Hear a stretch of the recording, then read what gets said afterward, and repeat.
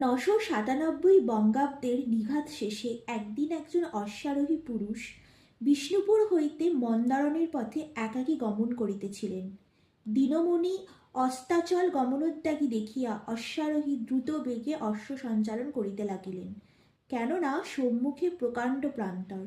কি জানি, যদি কালধর্মে প্রদোষকালে প্রবল ঝটিকা বৃষ্টি আরম্ভ হয়, তবে এই প্রান্তরে নিরাশ্রয়ে পরনাস্তি পীড়িত হইতে হইবে।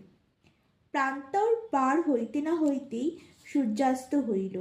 ক্রমে নৈশ গগন নীল নীরদমালায় আবৃত হইতে লাগিল। নিশারম্ভেই এমন ঘোরতর অন্ধকার দিগন্ত সংঘস্থিত হইল যে অশ্বচালনা অতি কঠিন বেগ হইতে লাগিল। প্রান্ত কেবল বিদ্যুৎ দীপ্তি প্রদর্শিত পথে কোনো মতে চলিতে লাগিলেন।